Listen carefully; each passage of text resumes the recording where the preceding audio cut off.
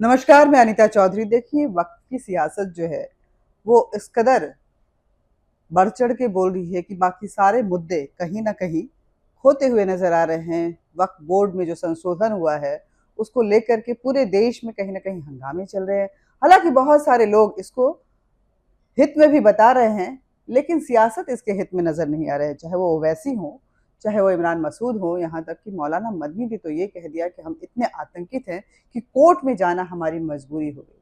हमारे साथ बात करने के लिए कौसर जहां हैं, हज कमेटी की अध्यक्ष हैं, और महिला होने के नाते इस पद पे बैठना अपने आप में एक गर्वान्वित करने वाली बात है। लेकिन महिलाओं को जब वक्फ बोर्ड में जगह दी जा रही है कौसर जी, तो मुसलमान समुदाय के नुमाइंदे ही जो उनके लीडर माने जाते हैं, ओवैसी जैसे लोग, इमरान मसूद जैसे लोग, मौलाना मदनी जैसे लोग, वो कहीं ना कहीं विरोध में नजर आ रहे हैं और कोर्ट तक बात चली गई है।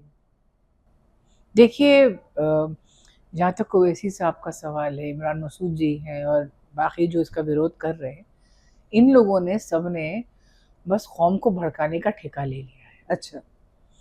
ये वो लोग हैं जो वाकई में, मैं इनसे ये पहले तो ये पूछूंगी कि क्या आप कौम का के हित में हैं?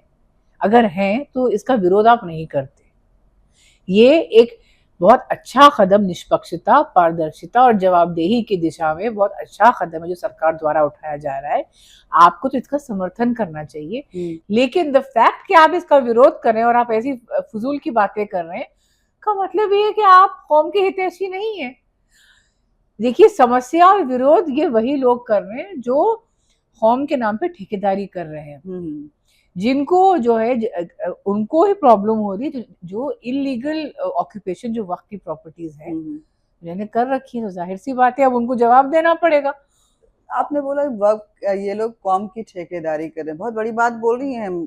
कई मौलाना जो हैं वो नाराज हो सकते हैं आपसे आपसे आपके खिलाफ फतवा आ सकता है, क्योंकि मैं देख रही हूँ कि जब भी महिला हितैषी की बात आती है तो कहीं ना कहीं यही कौम के ठेकेदार जिनको आप बता रही हैं वो उसके विरोध में खड़े खड़े नजर। चाहे वो ट्रिपल तलाक की बात थी, तब भी इसी तरह का विरोध हुआ था, और आज वक्फ बोर्ड की कमेटी में अगर महिलाओं को वहाँ पे एंट्री दी गई है तो सबसे ज्यादा बात यही खटक रही है कि महिलाओं को क्यों दिया जा रहा है। देखिए, ये जो है ना सब महिला विरोधी सोच के लोग।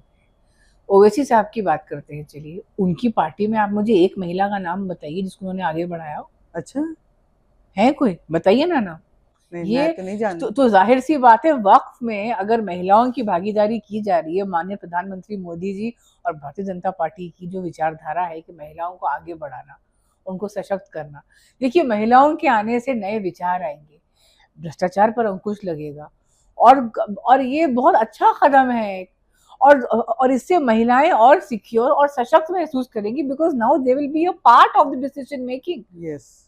which is a very important, to empower the Muslim women. absolutely, to empower them and to uh, get them out from the shackles of Okay.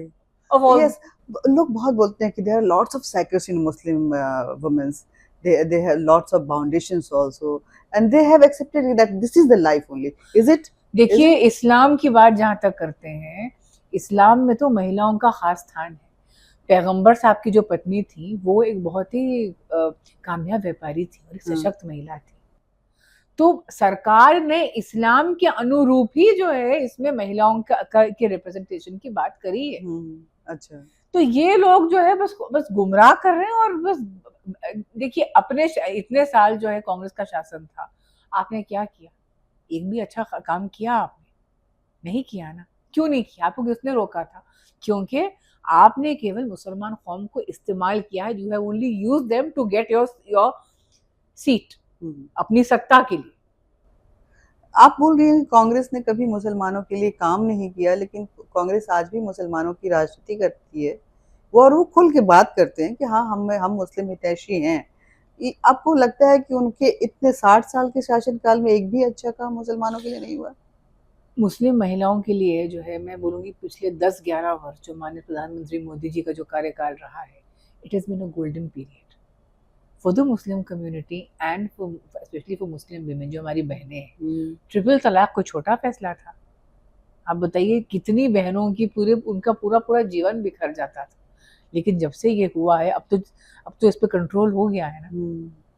अच्छा, इतने सालों में जो है जो मुसलमानों की जो स्थिति थी उसको बेहतर बनाने में या फिर जो उन्हें मुख्य धारा में जोड़ने के लिए जो कदम अब उठाए जा रहे हैं पहले तो नहीं हुए ना। चलिए अहमदियात और बोरास की बात करते हैं। वो भी तो माइनॉरिटी है, वो भी तो मुसलमान ही है ना, लेकिन उनका नाम निशान कहीं नहीं था। उन्हें इज्जत और सम्मान माननीय प्रधानमंत्री साहब ने दिलवाया ना, उनको भी इंक्लूड करके। भारतीय जनता पार्टी माननीय प्रधानमंत्री जी की जो सोच है, वी बिलीव इन इंक्लूसिवनेस, सबका साथ सबका विकास, जो हमारा नारा है, सबको साथ लेके चलने वाला। जो बिल्कुल पिछड़े मुसलमान थे उनको भी तो आगे जो है आगे लेके आने के लिए ही ये सब प्रयास हो रहे हैं ना। आपको लगता है कि मुस्लिम समुदाय को अपने ही मतलब अपनी महिलाओं के में जो बंदिशें हैं या जो उनके लिए रुकावटें हैं, उसके लिए मुस्लिम समुदाय के ही मर्दों को आगे आना चाहिए, लेकिन अभी तक मैंने देखा नहीं। बात जब महिलाओं की आती है तो सारे मुस्लिम मर्द एकजुट हो जाते हैं। देखिए ये जो है ना, मैं वही कहूंगी, महिला विरोधी सोच जो है ना, ये ठीक नहीं है। आप ये मानती हैं कि मुसलमान में महिला विरोधी सोच है? जो प्रगतिशील सोच के जो मुसलमान है या फिर जो पढ़े लिखे मुसलमान हैं और जो वाकई में जो समझते हैं कि हमारा भला और बुरा क्या है, वो ऐसे नहीं, लेकिन कुछ लोग हैं। अच्छा, हाँ। वक्फ को लेकर के जो ये पूरा सिनेरियो क्रिएट हुआ है, जो संशोधन से लेकर के जब समिति बनी उसके बाद जो वहाँ पे हंगामे हुए, उसके बाद जब ये बिल पास हुआ, उसके बाद जिस तरह के देश के हर भाग में इसको लेकर के विरोध प्रदर्शन भी हुआ, क्या लगता है वक्फ में ये संशोधन सच में इतना नाजायज है कि इतनी आक्रोश जरूरी है? देखिए, नाजायज नहीं बल्कि ये तो बहुत अच्छा कदम है, बल्कि प्रधानमंत्री साहब का शुक्रिया अदा करना चाहिए। देखिए, आम मुसलमान को समस्या नहीं है इससे, आप कोशिश करिए समझने की कि आम मुसलमान को समस्या नहीं है। प्रॉब्लम खाली उन्हीं को है जो इलीगल ऑक्यूपेशन से बेनिफिट कर रहे हैं। कुछ लोगों का कब्जा है, वो चीजों को अपने हिसाब से चल। वक्फ का कॉन्सेप्ट क्या है? वही समझना चाहती थी वक्फ मैं। का कॉन्सेप्ट है कि आपने अपनी प्रॉपर्टी जो है अल्लाह के नाम कर दी, तो अब कोई चीज जो अल्लाह के नाम कर दी उसका प्रयोग किस चीज के लिए होना चाहिए? धर्मांत के लिए होना चाहिए, जन कल्याण के लिए होना चाहिए। वक्फ के पास इतनी संपत्तियां हैं, कहाँ जा रहे हैं सारे पैसे? ये तो देखिए जी, वही बात होगी ना कि एक आदमी है जो कि बहुत पैसे वाला है, लेकिन उसका बच्चा बिल्कुल अनपढ़ है और गरीब है। ये मतलब चीजें मैच नहीं करती है ना। तो वही है कि अब वक्त में अभी तक किसका भला हुआ है? एक भी हॉस्पिटल, एक भी अच्छा काम जो हुआ है कौम की बेहतरी के लिए, मुझे बता दीजिए। अच्छा। तो ये जो अब जो संशोधन आया है, इसका प्रभाव आप सदियों तक देखेंगे कौम की बेहतरी के रूप में। जब संपत्तियों का सही उपयोग होगा, सही तरह से मूल्यांकन होगा, तो जाहिर सी बात है कौम ही बेनिफिट करेगी इससे।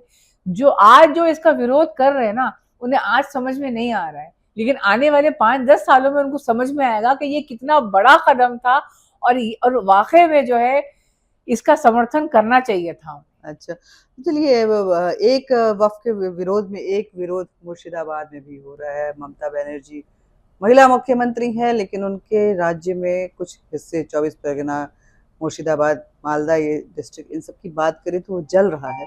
महिलाओं के साथ अन्याय हो रहा है। विरोध है कि वक्फ में संशोधन क्यों किया गया। संशोधन का एक पार्ट वो महिला भी है जिसको कि वक्फ बोर्ड में स्थान मिला है।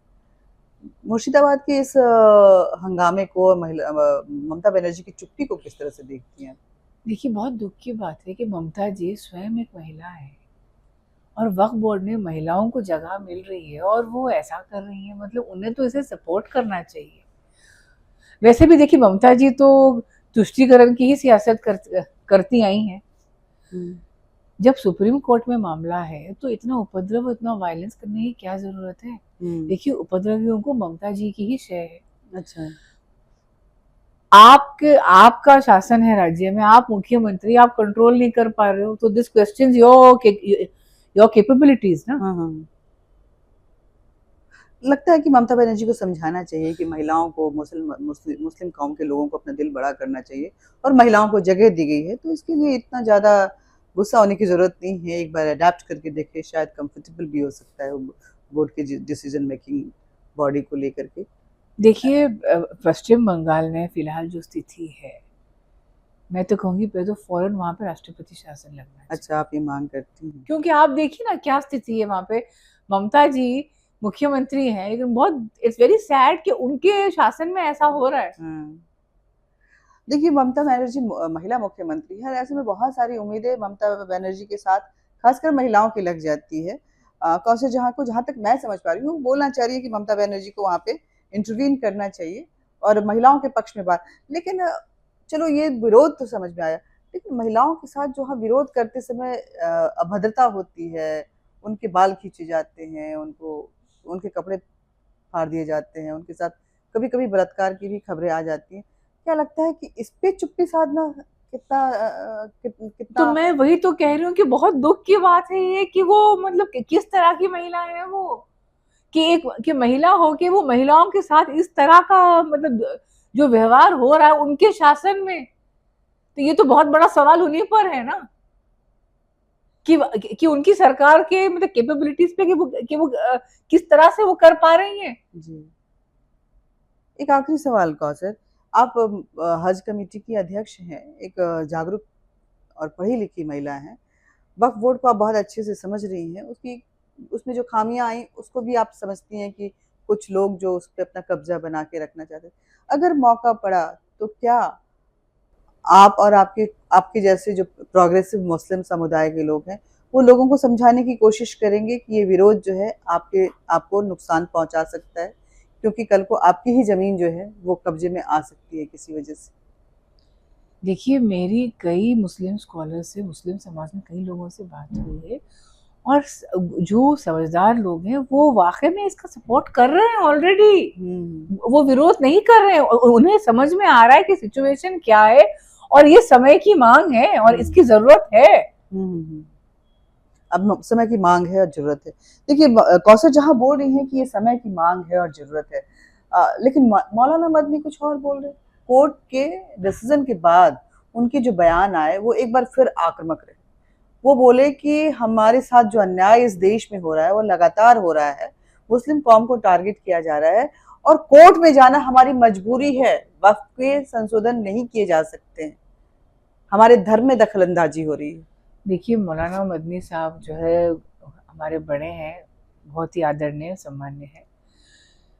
जब मामला कोर्ट में है तो फिर वो क्यों ये सब करे, अपने आप कोर्ट में दूध का दूध पानी का पानी हो जाएगा ना। जी, थोड़ा सब्र करिए। Thank you Kausar. देखिए बहुत आ, खुले शब्दों में कौसर ने हमसे बातचीत की। उनका कहना है कि वक्फ पे जो है वो फ़ायदे में मुसलमानों के लिए है। कितना फ़ायदा, कितना नुकसान है, कितना नफ़ा है, कितना उसमें मुसलमानों के धर्म को दखल-अंदाज़ी हो रही है सरकार की तरफ से, जैसे-जैसे ये केस आगे बढ़ेगा, समझ में आ जाएगा। लेकिन एक बात साफ़ है कि ये जो सियासत है वक़्त की, वो इतनी आसानी से रुकने वाली भी नहीं है। ऐसे में सरकार का अगला कदम जो 7 दिन बाद कोर्ट में पेश करना है, वो क्या होगा, उस पे सबकी नज़रें रहेंगी। जय हिंद।